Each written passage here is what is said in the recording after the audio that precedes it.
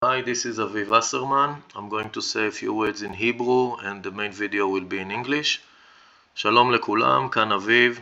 מה שאתם הולכים לראות ב-20 דקות הקרובות זה שיעור מטורף שבוצע היום, יום שני, 16 ליוני 25, עם 3 תלמידים ישראלים מבית ספר מעיין שחר בעמק חפר ו4 תלמידים מתיכון לאודר ברומניה. מדובר בשיעור אנגלית לתלמידים שרמת האנגלית שלהם יחסית גבוהה. כולם לומדים דיפלומטיה, 3 הישראלים משחקים את ישראל, החות'ים ואיראן, 4 הרומנים משחקים את ערב הסעודית וארצות הברית, ומנסים לדון ביניהם, למצוא פתרון דיפלומטי לסכסוך שמתנהל פה בשנה וחצי האחרונות וביתר שאת ב4 הימים האחרונים. זהו, זה באנגלית. תהנו, ובסוף הדיון התלמידים מספרים על החוויה, איך זה תוך כדי לחימה לבצע שיעור אנגלית כזה, מדברים על הבנה של האחר, מדברים על ההנאה והכיף בלמידה כזאת שהיא למידת העתיד. So hi, this is Aviv again, now in English. What you're going to see in the next 20 minutes is an amazing English class that we did today. While outside there's a war going on between Israel and Iran, and hundreds of missiles are being shot, and dozens of civilian Israelis are being murdered, and other people in Iran and in Yemen are being killed, all the military leadership of Iran and the Houthis. We took 7 high school and middle school children with very good English for a diplomatic simulation trying to solve the situation. Due to technical problems, we didn't record the beginning of the discussion. We are joining the end of the discussion, and what's more important is the experience of the children at the end. How is it to learn through the Metaverse? Enjoy.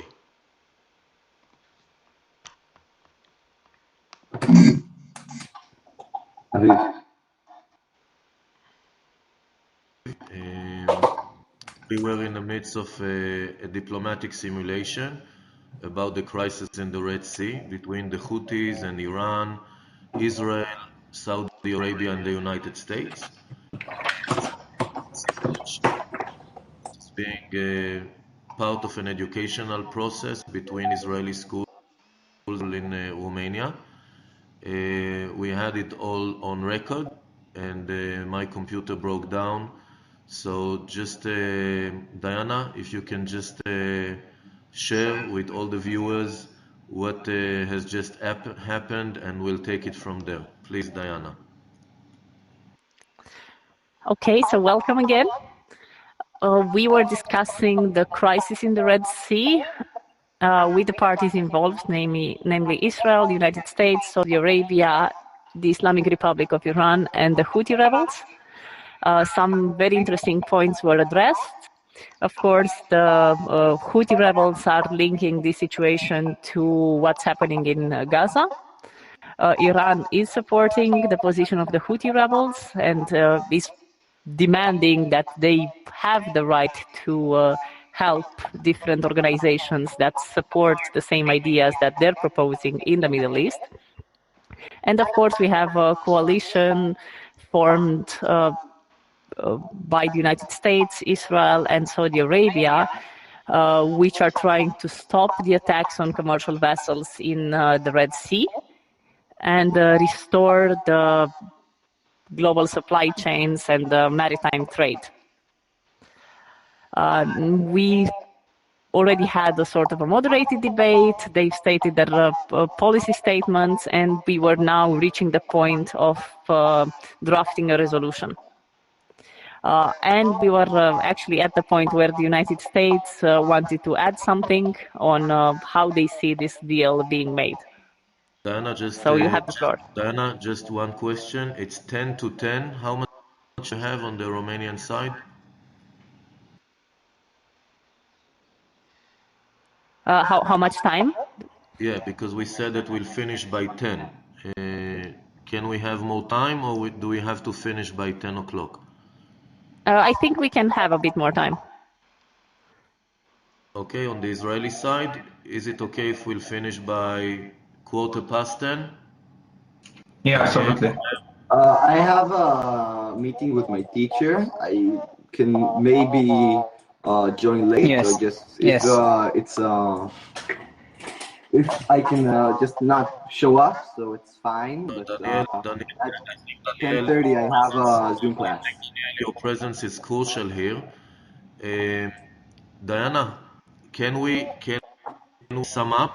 I'm sorry because I want Daniel to be in the summary. Sorry, I didn't get that. For me, it's very important that Daniel would be in the summary, and can we just sum up and finish around 10? Yes, of course. In this case, let's move to drafting a resolution. I will keep this simple. I think each delegation should be proposing a clause for the resolution that has the purpose of reducing tensions and securing the Red Sea. We will collect these suggestions and then have a draft that we will vote on. And I would like to start again with the United States.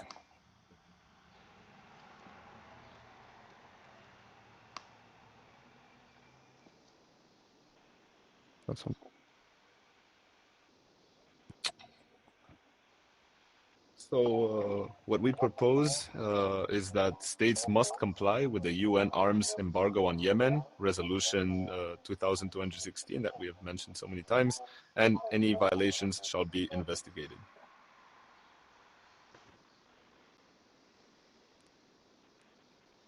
Is there any delegation that does not agree with this clause? While I agree, I would like to add a few things. I do believe that every country should be investigated for what they have done and be either rewarded or blamed for that. I would also like to add that any current blockade will be lifted in the mostly like the Middle East, West Bank, axis of resistance, all of those places. We would like in the Houthis side to we'll have like to gain recognition that we are a legitimate like group and government and that we are the rulers of northern Yemen.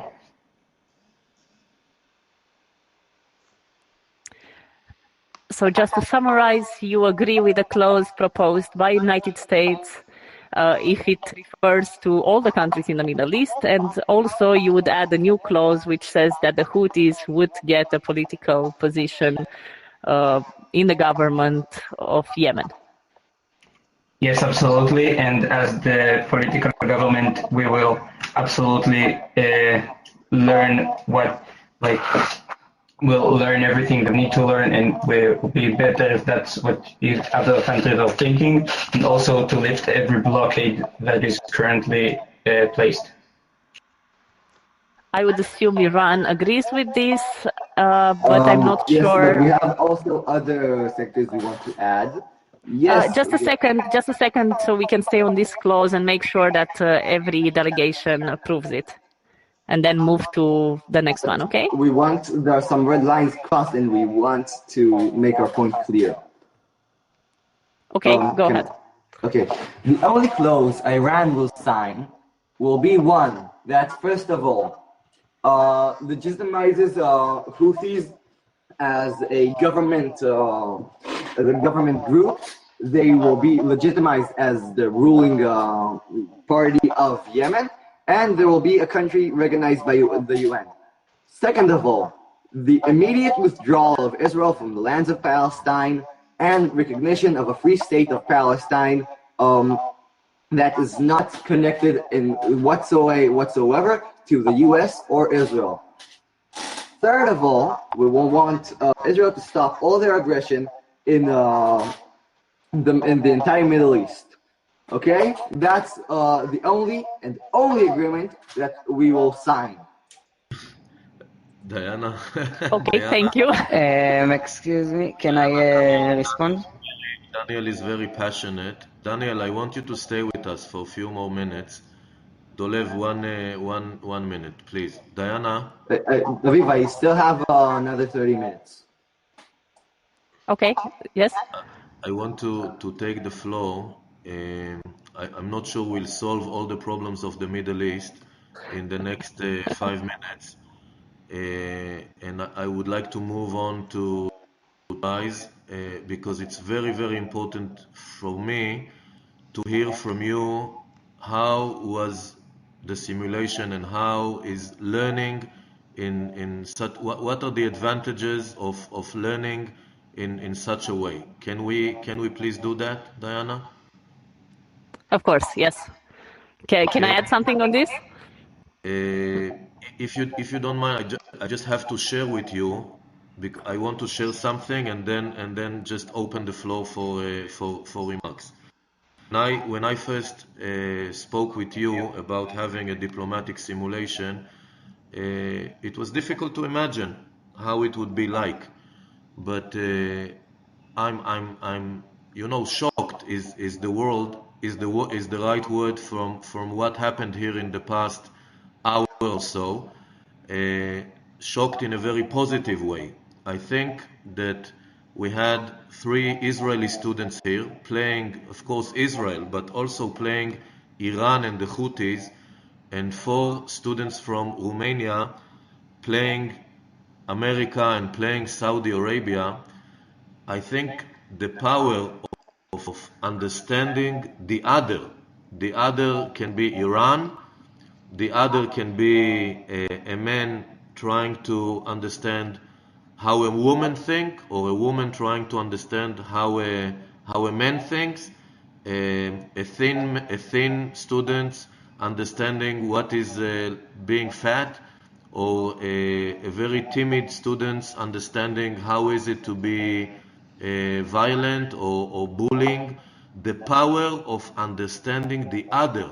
I deal with this technology for the last 2 years, almost 24/7, and for the first time I understand the power of understanding the other in a very, very, very strong way. It never happened to me, and I want to thank you and your students, Israeli students. For the first time I understand the power of the Metaverse in really understanding the other. So for me, that's the main thing that I take from the simulation, and I really want to have a round of to gather reactions from you guys. How was this for you? So Diana, I'm sorry, you start and you decide about the order of reactions, but I had to share it with you. For me, it was very, very strong. So please, Diana.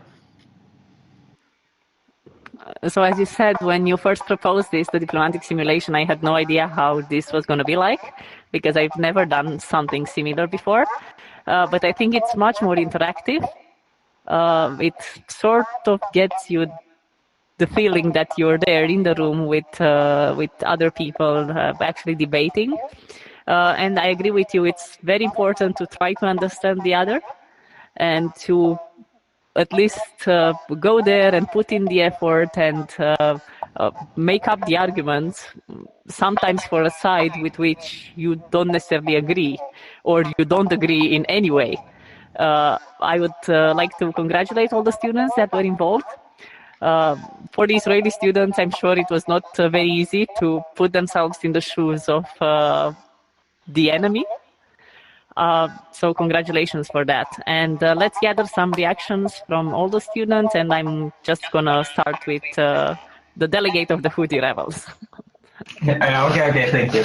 So first of all, I would like to thank Aviv and thank you for hosting this incredible experience. When the first time I heard of this project, I thought it was going to be more of like, in a way, like a Zoom call or something like that. But I must admit, it's so much different and it feels so much more realistic. Like I've done one more debate in my life, in real life. And to be honest, this experience is really not that far from that. It really feels like you're in the room with other people. You can have like a good conversation.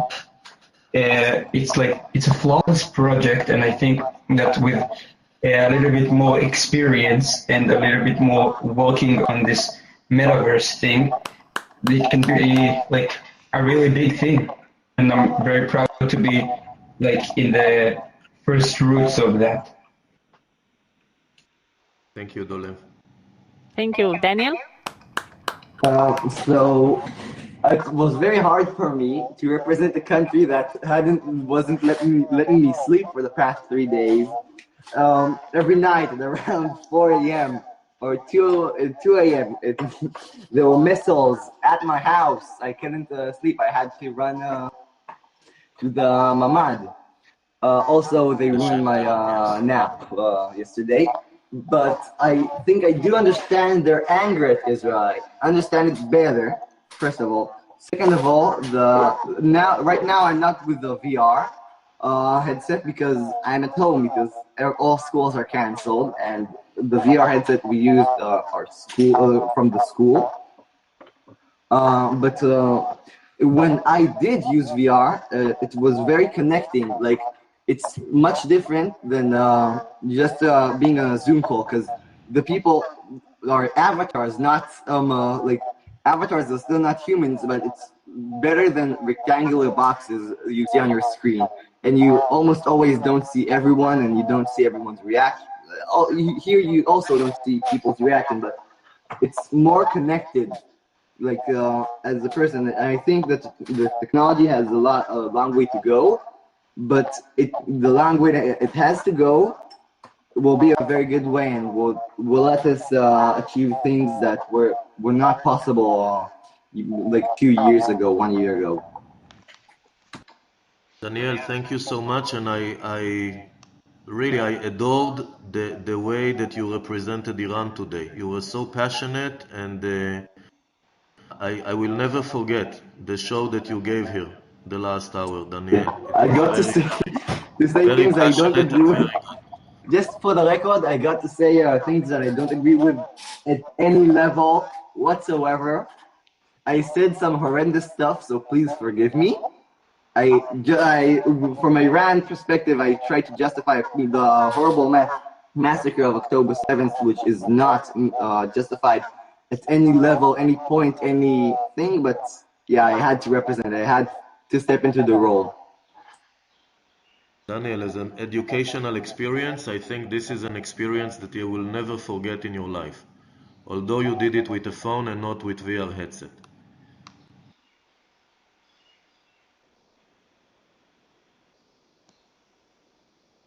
Because you know their arguments. Okay, so Stefan, Yarina. Stefan. So firstly, I'm very grateful to have participated in this very unique experience, I might say, because when it comes to the technology itself of VR, I went in quite blind. I haven't really used a VR headset before, so this was a unique experience. But it was quite amazing. I feel like it's way more effective than a Zoom call. I feel like it's the next step forward. It's like a good blend of seriousness but also a fun activity. But I do think that it can evolve and even be used in real life diplomacy. But for the simulation itself, I think it was a quite good opportunity to learn more about the pressing situation that is happening over there, and it was a good way to raise awareness. So I really enjoyed it, and I would love to participate in more VR simulations in the future. Thank you. Thank you. Yarina? Yes, even though I was reluctant at first, when I first heard about this experience, this whole VR MUN, because I hadn't really had the chance before to tackle this kind of technology, I quickly found that it is, in a way, the diplomacy of the future, let's say. Even though I believe that face-to-face diplomacy will and is still relevant, I think that we are finding, every day we are finding new ways to connect with each other in all kinds of circumstances and with all kinds of people that you would not think you would connect with in any sort. So I'm really happy that I got to debate with new people from new places and to actually learn something about the situation that I didn't really tackle before. Thank you. Thank you. Tudor?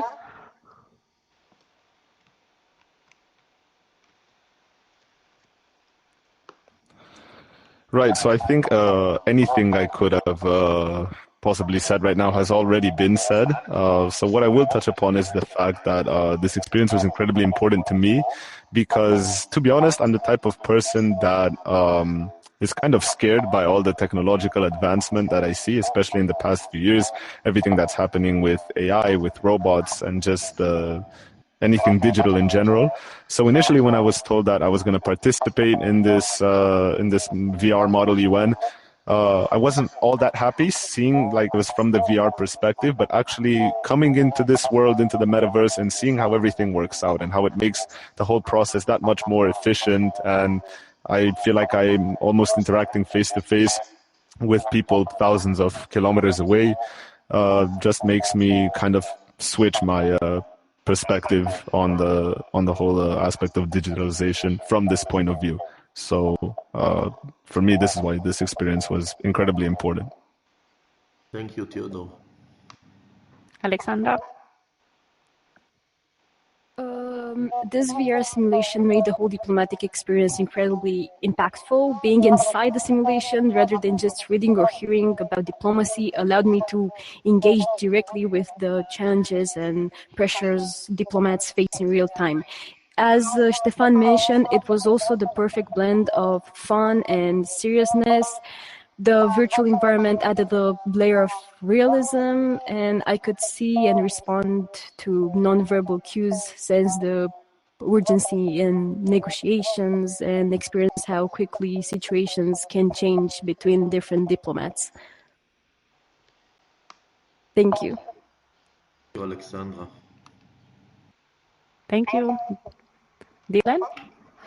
So I'm very thankful for this project because I do have an VR headset at home, but I never used it for talking with other people, especially not from other countries thousands of kilometers away. And I think it's a completely different experience playing games with other people than talking with them and having a debate with them. It's a completely different experience, and I enjoyed it very much. Thank you. Thank you so much. And again, I am really amazed at the fact that you guys wanted to do this today. You are in a very, very difficult situation, and I'm not sure how the rest of us would have been in a similar situation. So thank you for doing this. Guys, this is the future. I want to thank you, and please see yourselves as leaders, you know, as leaders, not only as passive participants. This is the future. This is the future of your generation and your kids. And let's see this meeting only as a beginning of a beautiful friendship. Take this experience, and it's your call, whether it's a one-time experience in your life, or you can take it and start doing stuff using this technology with the friends that you made here today.